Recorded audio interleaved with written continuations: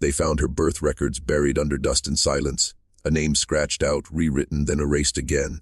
The only trace left was a faded photograph of a young woman with eyes too old for her face. Locals called her the child of mirrors, because when she looked at you, it felt like she was seeing something you couldn't bear to know about yourself. She lived and died in a small, forgotten town in the Appalachian hills, a place that still refuses to speak her name. But behind that silence lies a story that America tried to bury, a story of bloodlines that twisted in on themselves until they became a curse. Before we go deeper into this dark story, make sure to subscribe to American Shadow, the place where real American crime stories come to life. Hit the like button if you're hooked, and share your thoughts in the comments.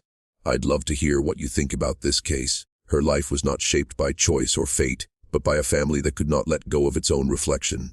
Generations of fear, superstition, and pride locked together until her birth became a final act of defiance against nature itself. Her mother was her cousin, her father was her uncle, and her entire existence was built on a web of lies spun to keep the family name pure. The woman you're about to meet never left her hometown. She never saw the world beyond the valley that raised her. And yet, her body, her face, became the evidence of everything that went wrong when love, shame, and blood all tangled into one. Historians tried to erase her. Doctors refused to study her. The church called her birth a sin, but the townsfolk, they called her a warning. The last daughter of a line that should never have continued. What happened to her, and how her family's secret was finally uncovered, would take more than a century to come to light. This isn't just a story about inbreeding.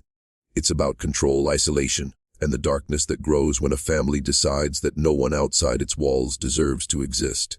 By the end of this story, you'll understand why some records were burned, and why the grave you'll see in the final minutes bears no last name, only one word, carved in stone: forgiven. The story of the woman begins long before she was born, with a family name that once held power. They were landowners, preachers, and judges, bound by faith and pride. To outsiders, they were pillars of the community. But behind closed doors, their house was a shrine to secrecy. They believed their blood was blessed, chosen by God to remain untouched by the sins of the outside world. Marrying within the family, they said, was not corruption, it was protection. It started small, two cousins joining hands in the candlelight of an old church. Then a brother marrying a half-sister to keep inheritance where it belonged. Each generation tightened the circle a little more, until the branches of their family tree no longer spread outward. They began to twist around each other, like a vine choking its own roots. By the late 1800s, the family had withdrawn completely. They stopped attending town gatherings, stopped sending their children to school. They grew their own food, buried their own dead, and whispered to each other that the outside world had fallen into sin. To them, purity meant isolation, and isolation over time became madness. Letters from traveling ministers tell stories of strange rituals in the valley. Candles burning in daylight, children speaking in tongues, a woman praying to mirrors instead of crosses. But no one dared confront them. The family owned most of the land, and those who asked too many questions found their livestock dead, their windows shattered, their homes marked with crosses drawn in ash. By the time the woman's mother was born, the family had become a legend of its own, a ghost story whispered by children and denied by adults. The local preacher warned his flock never to go near the old homestead after sundown. But one boy did. He saw something moving behind the windows, pale faces watching, not in curiosity but in hunger. And from that hunger, a child would one day be born, a child who carried the weight of every forbidden union that came before her. She would be the end of her family's line, not by choice, but by consequence. She was born on a night without stars. The wind had gone still, the air heavy and unmoving as if the earth itself was holding its breath. Her mother, barely 16, screamed into the hollow of an abandoned farmhouse while her father, her own uncle, whispered prayers that sounded more like curses. No midwife came, no doctor dared. The family had long since delivered their own, and buried their own when they didn't survive. When she entered the world, the cries stopped too soon.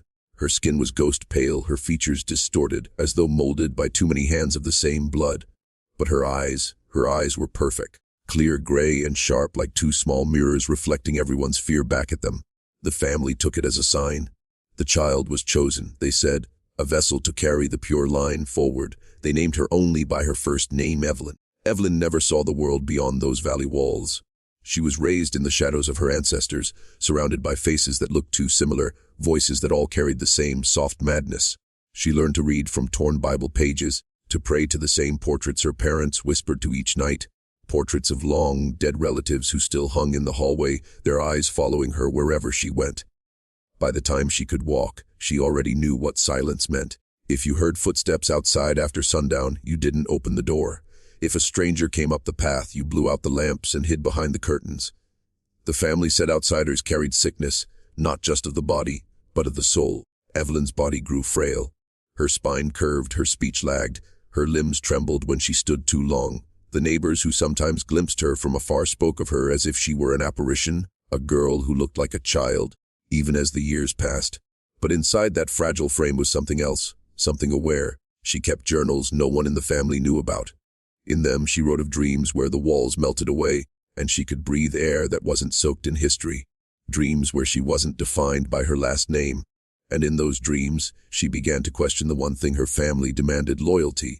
The house where Evelyn grew up still stands, barely. The walls lean inward, the windows sag beneath the weight of time, and the mirrors still hang where her ancestors placed them. Each one cracked in a different pattern, like veins running through glass. To the family, those mirrors weren't decoration, they were witnesses, silent observers of every birth, every death, every sin committed in the name of blood. Evelyn's mother told her that the mirrors kept the family safe, that through reflection, the ancestors could watch over them. But Evelyn began to notice something else. When she stood alone, she would see movements in the glass that didn't match her own, faces appearing where there should be none. A man's eyes in the reflection when no one else was in the room. The family rarely spoke of the past aloud, but the house did. At night, it groaned and whispered, the old wood creaking like a voice trying to speak through the walls. Evelyn would lie awake, her heart pounding, listening to the sounds of footsteps, pacing the hallway outside her door.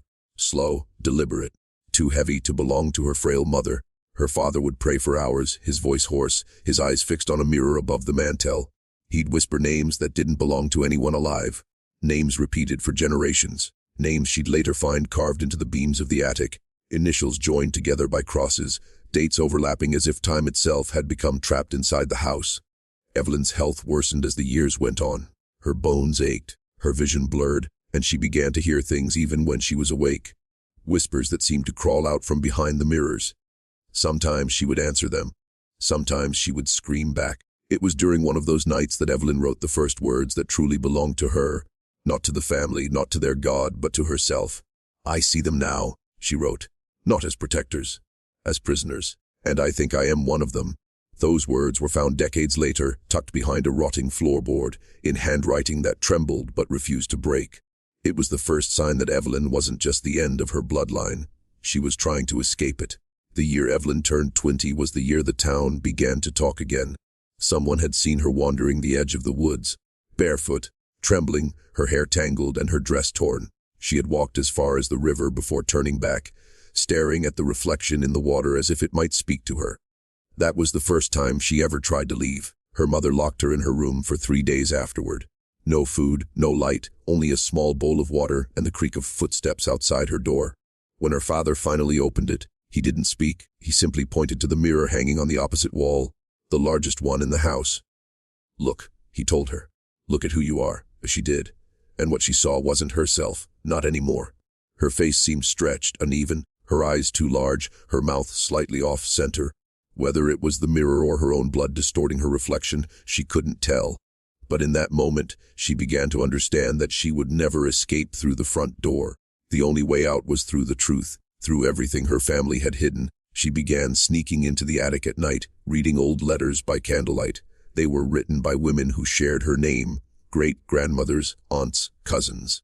Each one spoke of the same pain, the same sickness, the same strange commandment: keep the blood clean. But as the years went on, the tone of the letters changed. The last ones were filled with fear, pleas for forgiveness, mentions of babies born blind, of children who didn't speak, of voices that called from mirrors asking to be let out. Evelyn started hearing those voices too. But unlike the others before her, she listened. And one night, she whispered back, I forgive you. Something in the house changed after that. The air felt lighter, the silence less suffocating. But the family didn't. Her father called her possessed. Her mother cried and begged her to repent. And for the first time, Evelyn spoke words her ancestors never dared to say. You were wrong. If you're still watching, you're already braver than most. Tell us in the comments, what would you have done if this was your bloodline? Would you run or would you stay and face it? Not long after that night, the house began to die with them. The crops failed, the livestock sickened. The family, once proud of its pure blood, fell apart one body at a time. Evelyn's father wasted away first, muttering prayers that turned into nonsense as fever claimed him. They said he died clutching his reflection, his handprint smeared across the mirror above the mantel like a warning left for no one. Her mother followed soon after, slipping into a kind of madness that blurred prayer with delirium. She called Evelyn by the names of women long dead, and sometimes, when she looked at her daughter, she screamed, as if she saw not a person, but the face of every sin her bloodline had buried. When Evelyn was left alone, the house went silent for the first time in generations. No footsteps, no voices, just her and the mirrors. She covered them all, one by one, with sheets torn from the beds.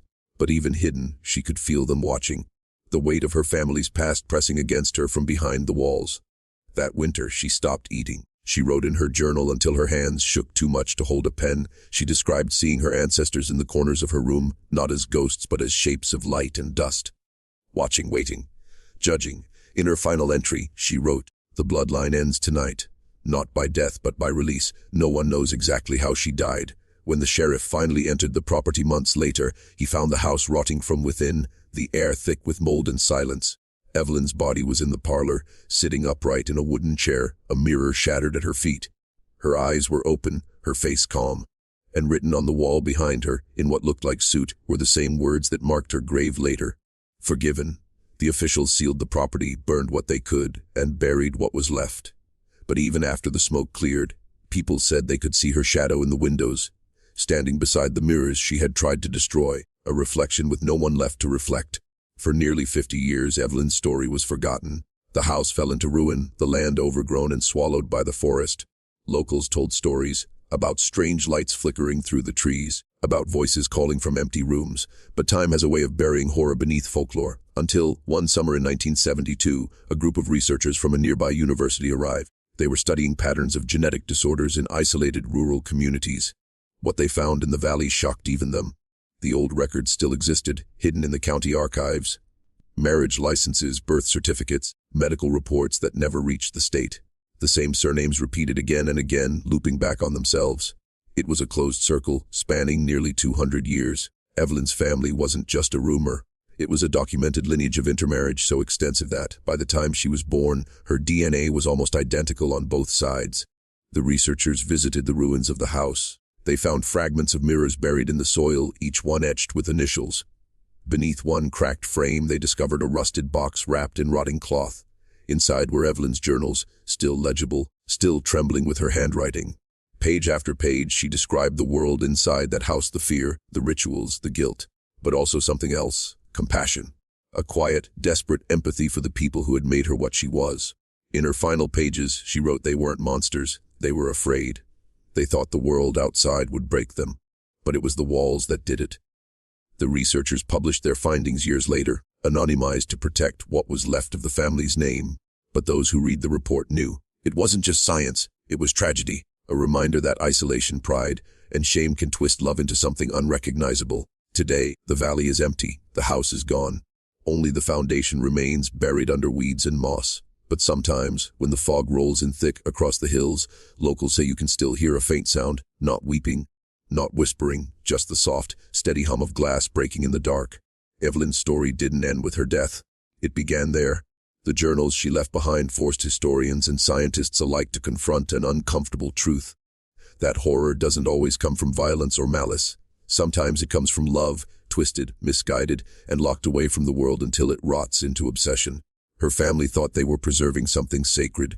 In reality, they were preserving their own undoing. Generations of silence became the true curse. No one challenged the rules, no one spoke the truth aloud. Every whisper, every warning, every "don't ask" became another brick in the prison they built together. Evelyn was the first to break that silence, and the last to pay for it. In a way, she was both victim and savior.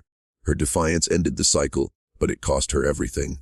The town moved on. New families settled the valley, unaware of the bones and stories beneath their feet. But the locals never forgot entirely. They still avoid that patch of land at dusk. They still lower their voices when a stranger asks about the house that once stood there.